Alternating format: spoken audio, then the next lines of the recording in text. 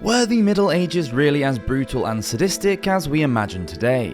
There are many records from the time that actually do prove the stereotype to be true. Let's face it, we all know what the character Marsellus Wallace meant in the film Pulp Fiction when he uttered his famous threat: "I'm going to get medieval on your arse." It sounds so much cooler when he says it. Welcome to Medieval on Your Ass Madness.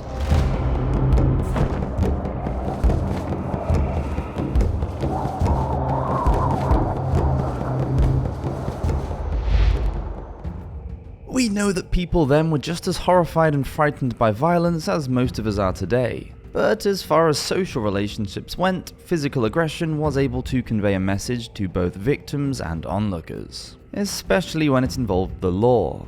The medieval European punishments for the most serious of crimes were spectacular in their ferocity, like being boiled alive for forging money or having the tongue cut out for blasphemy. Even lesser crimes such as theft could leave the prisoner with a back looking like a raw liver from a flogging, or suffering from third-degree burns from branding with a red-hot iron. The Middle Ages really weren't the best time to be caught committing a crime, and the authorities were very serious about their punishments.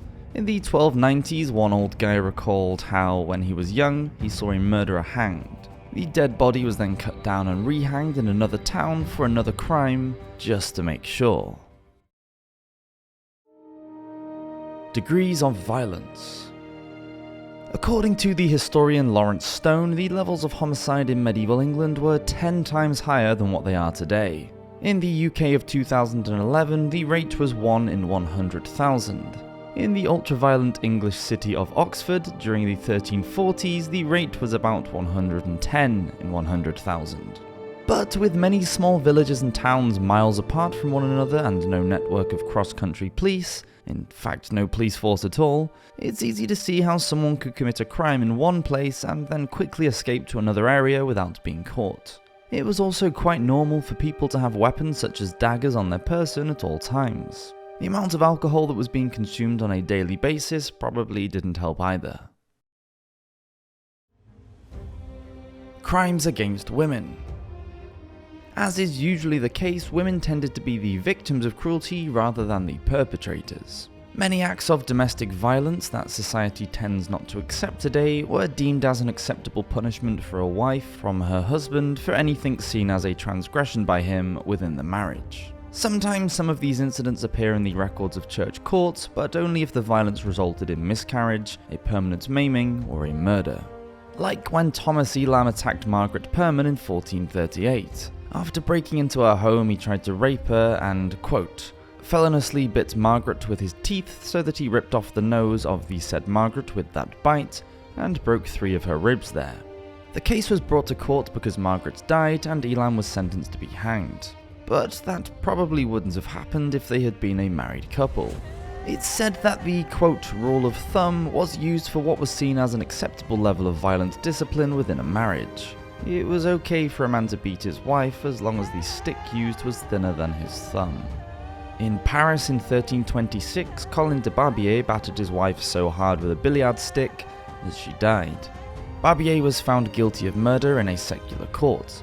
On appeal, though, he claims that he wouldn't have done it if his wife hadn't humiliated him so much by nagging him in public. He said he had not intentionally meant to kill her, only to scare her, but the stick had accidentally entered her thigh just above the knee. He said it was her own fault that she died because she failed to tend the wound properly. Using this defense, Barbier was acquitted. Pardon letters. These letters of remission are like a medieval form of appeal. They were legal documents usually written by the lawyer of an accused person and were sent through the royal chancery to a king or a prince in the hope that they would be granted a pardon. The letter would try to explain why the crime had occurred and what the mitigating circumstances were. If the king would agree that the petitioner's actions were justified, then they would be pardoned and now guilt-free they could go back to their everyday life. Some of the French pardon letters contain a lot of details about the crime that was committed. 2 men were drinking together in a tavern one evening. The first man decided to leave whilst the other, who was the petitioner of the letter, stayed behind to have a few more pints of ale. Unbeknown to the petitioner, the first man was laying in wait for him outside. As the petitioner left the tavern to make his way home, the troublemaker attacked him and struck him across the face with a dead and rotting cat, causing a cut along his cheek. At this point, the petitioner got really mad, and taking out a knife, he stabbed the cat swinger in the arm. Then, because of the, and this is my favourite combination of words we've had so far on this channel, cat swinger's poor personal hygiene, his arm wound festered, and he died from his injury. The man who was swiped across the face with the dead and rotting cat ended up being charged with murder, so he sent a letter of pardon to the French king protesting his innocence. The king did indeed pardon him. Fear and loving. Of course, just like today, medieval crimes were committed for a variety of reasons, including fear, anger, or love. It was for the love of his son that one man found himself charged with a murder. The son was being held in prison, and the father decided to stage a breakout. It was whilst the two men were in the middle of their escape that a prison guard caught them. The father killed the guard so that he and his son could make their escape together. The father was pardoned due to the, quote, great natural love that he had for his son. Love was often the reason used as an excuse for the use of sexual violence. A man could claim being in love to be excused from rape or murder.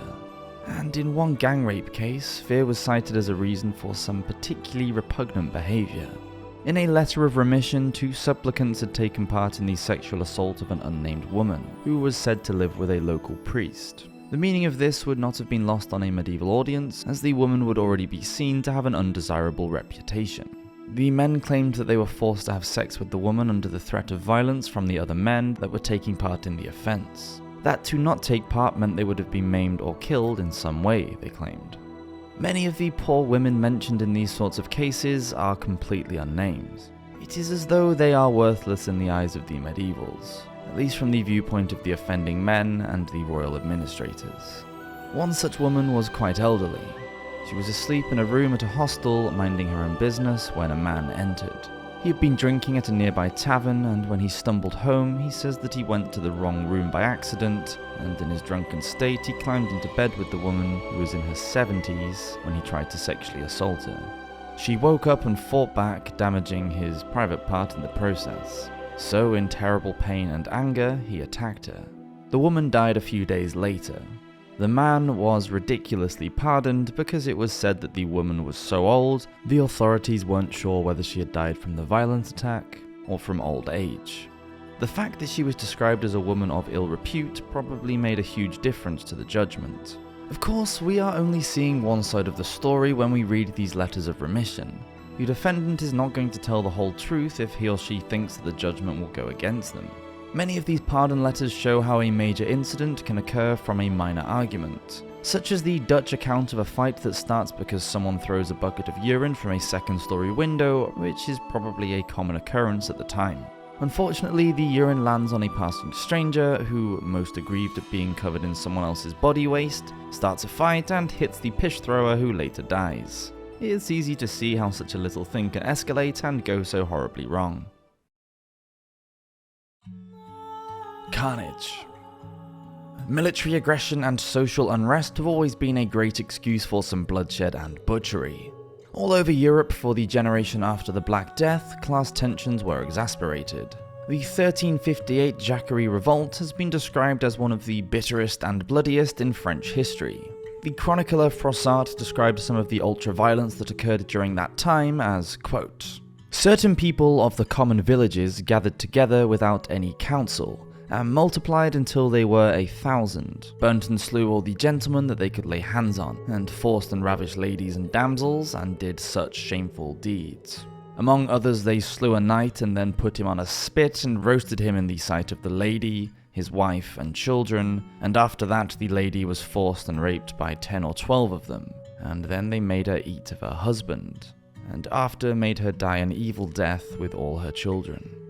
Eventually, the Parisian merchants who had supported the revolt lost faith after their leader was killed.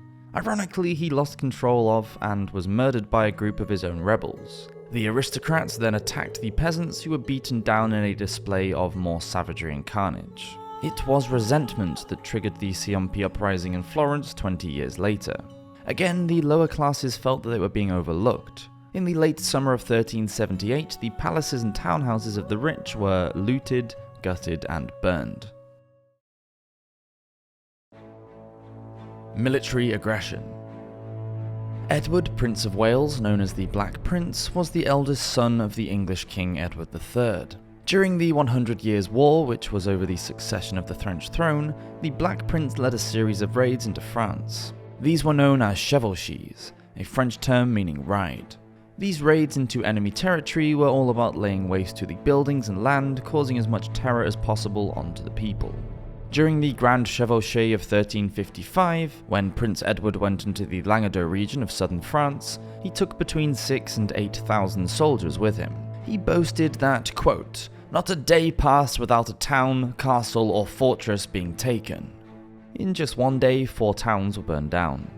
The chronicler Geoffrey the Baker gave a detailed account of the campaign, making a list of the 500 places that were ransacked and burned to ashes over the 2 months, mentioning the sheer terror of the people. Froissart, a native Frenchman, went further and reported on the tremendous slaughter, violence, and mutilations.